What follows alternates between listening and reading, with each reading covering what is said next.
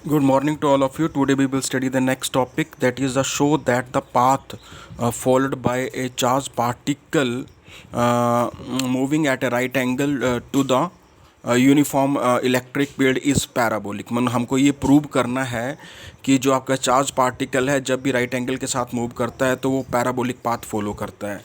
तो इसकी जो डायग्राम आपके पास दिखाई दे रही है, ये आपके पास डायग्राम है। इसमें दो प्लेट्स आपके पास आ रही हैं, एक नेगेटिव चार्ज को कैरी कर रही है, दूसरी पॉजिटिव चार्ज को कैरी कर रही है। और जो एक पॉजिटिव क्यू चार्ज है और दूसरी तरफ आपके पास एक्स जो है वो आपके पास क्या है, वो डिस्प्लेसमेंट है। दूसरी आपके पास चार्ज प्लेट उसके आगे रखी हुई है। तो आप ये सारा कंसिडर करेंगे कि आपने यूनिफॉर्म इलेक्ट्रिक फील्ड ली है ई, जिसको आपने सेटअप किया है किसके बीच में, आपने between the two oppositely charge parallel plates के बीच में उसको आपने फिक्स किया है। और यहाँ पे भी जो पोस्टली चार्ज पार्टिकल होता है, जो पोस्टली चार्ज पार्टिकल होता है वो आपके पास होता है पैराबोलिक इन जो पॉजिटिव चार्ज पार्टिकल होता है उसके पास चार्ज q है और उसके पास जो मास है वो m है। वो एंटर करता है एट पॉइंट O पे जिसकी वेलोसिटी v है और अलोंग द x डायरेक्शन, और वो जो है वो इलेक्ट्रिक फील्ड E है। तो देखिए ये सारा लिख के आपको ये पता है कि आपके पास जो फोर्स एक्ट करेगी इसके ऊपर, वो फोर्स आपके पास एक्ट करेगी, वो आपके पास फोर्स आपके पास आएगी, वो आपके पास आएगी। जो इलेक्ट्रिक फील्ड होती है वो फोर्स अपॉन चार्ज होती है। जब electric field force upon charge होती है तो फोर्स आपके पास आएगी चार्ज इनटू इलेक्ट्रिक फील्ड। इसी तरह से आपके पास एक्सेलेरेशन आएगी, तो एक्सेलेरेशन आपके पास आती है वो फोर्स अपॉन आपके पास होता है m, a is equal to F upon m होता है। तो आप क्या काम करेंगे कि जो a आपके पास आएगा, अब जब आपने a निकालना है तो आप f को डिवाइड करेंगे किसके साथ, m के साथ, ठीक है। जब आप इसको डिवाइड करेंगे तो आपके पास क्या आएगा, फिर यदि आप देखें यहाँ से तो आपके पास f जो है वो क्यू ई के बराबर आपके पास आएगा। तो जो a आएगा वो f अपॉन m के बराबर आएगा। तो जो a आपके पास आएगा वो आपके पास आएगा क्यू ई अपॉन m। अभी हम यहाँ पे जो बात करेंगे वो हम बात करेंगे जो मैग्नीट्यूड होता है एक्सेलरेशन का। जो मैग्नीट्यूड होता है एक्सेलरेशन का a वो आपके पास आती है क्यू ई अपॉन m के बराबर, वो क्यू ई अपॉन m के बराबर आ गए। इसी तरह से जो आप चार्ज जो होगा, चार्ज पार्टिकल जो होंगे वो आपके पास जो होंगे वो यहाँ पे will accelerate in the direction of E. ये जो होंगे वो एक्सेलरेट करेंगे डायरेक्शन ई के ऊपर। तो अभी आप देखिए यहाँ पे जो आपके पास कॉन्सेप्ट आपके पास आ रहा है, यहाँ पे आप ये बोलेंगे as soon as particle leaves the region of the electric field, as जैसे जैसे आपके पास जो पार्टिकल हैं वो इलेक्ट्रिक फील्ड रीजन को क्या करते हैं, वो चेंज करते हैं। तो आपके पास ये ट्रेवल करते हैं, it travels straight line travels करते हैं due to the inertia of motion के कारण, जो कि स्क्रीन पे है पॉइंट पी पे।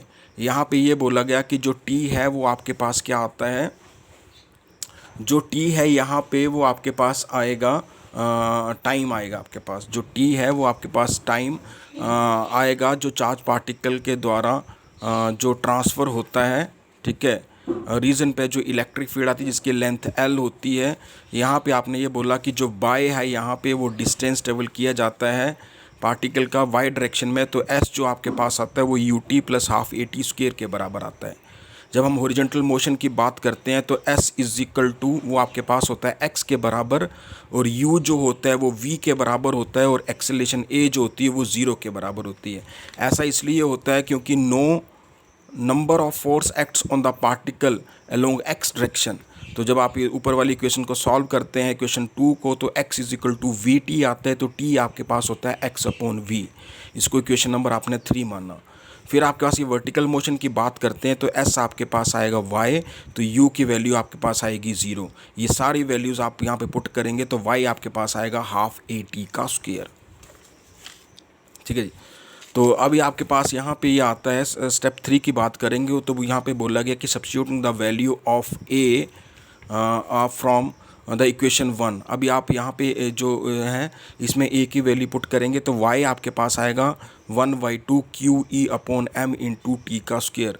जब आपने यहाँ पे जो इक्वेशन 3 को यूज़ करेंगे तो आपके पास y is equal to 1/2 q e upon m into t की वैल्यू आपने पुट की एक्स अपॉन वी का होल स्क्वायर आएगा।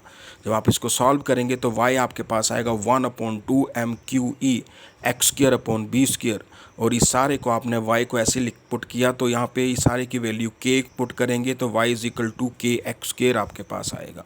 तो यहाँ पे जो k की वैल्यू आपके पास आएगी वो आपके पास आएगी QE/2m का v का स्क्वायर, और यहाँ पे आपके पास आता है ये, इसको बोलते हैं कांस्टेंट।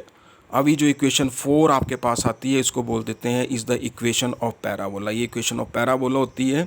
और यहाँ पे जो हमने ये बोला कि जो चार्ज पार्टिकल हैं, जब कभी भी आपके चार्ज पार्टिकल जो मूव करते हैं किसमें, in the uniform electric field, वो आपके पास पैराबोलिक पाथ फॉलो करते हैं। तो इक्वेशन आपके पास जो है वो आपके पास यहाँ पे आ गई। इक्वेशन आपके पास कौन सी आ गई, फोर्थ इक्वेशन आ गई। वहाँ पे डिफ्लेक्शन होती है, और डिफ्लेक्शन जो होती है वो एक्सपीरियंस की जाती है चार्ज पार्टिकल के द्वारा, और जो डायरेक्शन ऑफ इलेक्ट्रिक फील्ड होती है वो y जो है वो इन्वर्सली प्रोपोर्शनल होता है Q/m के बराबर।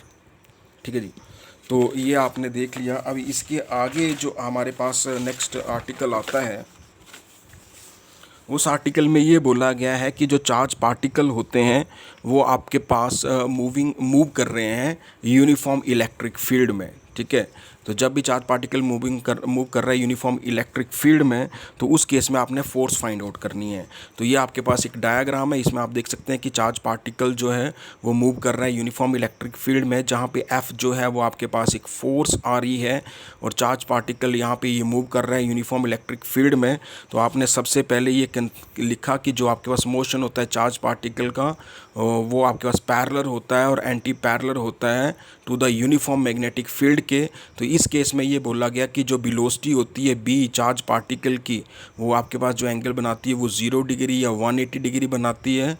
किसके साथ, with the direction of the magnetic field के साथ। तो जो Fm आपके पास आता है वो आपके पास आता है Q/V के बराबर।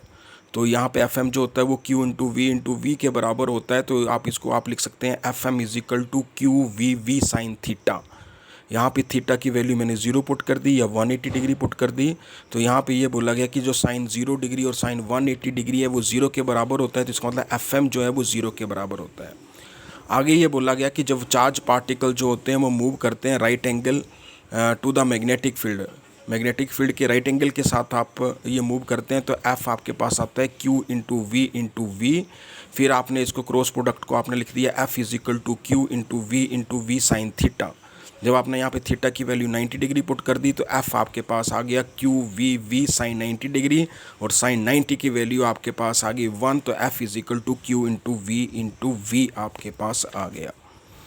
नेक्स्ट आपके पास आता है radius of the circular path की। जब हम बात करते हैं यहाँ पे बोला गया कि जो m है वो स्मॉल m जो है वो मास है चार्ज पार्टिकल का, एंड जो r है वो रेडियस है सर्कुलर पाथ का। Then the necessary centripetal force जो होती है वो रिक्वायर्ड होती है by the particle to move in a direction of a circular path. तो आपको ये पता है कि आपके पास जो सेंट्रीपिटल फोर्स होती है वो F आपके पास होता है mv²/r की। इसको आपने क्वेश्चन नंबर 1 माना। तो सेंट्रीपिटल फोर्स यदि आप यहाँ से निकालते हैं जो कि प्रोवाइड करवाई जाती है मैग्नेटिक फोर्स के द्वारा, इसमें आपने F जो है वो Q/V पुट कर दिया।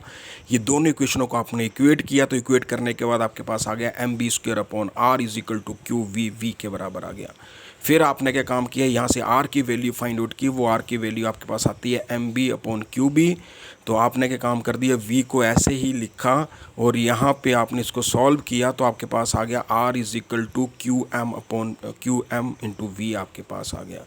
तो जो रेडियस आपके पास आता है सर्कुलर पाथ का वो चार्ज पार्टिकल का यूनिफॉर्म मैग्नेटिक फील्ड के लिए वो डायरेक्टली प्रोपोर्शनल किसके होता है, डायरेक्टली प्रोपोर्शनल होता है magnitude of the momentum of the particle, और दूसरा आता है वो डायरेक्टली प्रोपोर्शनल होता है किसका, टू द मास, और थर्ड आता है डायरेक्टली प्रोपोर्शनल होता है किसका, स्पीड ऑफ द पार्टिकल का।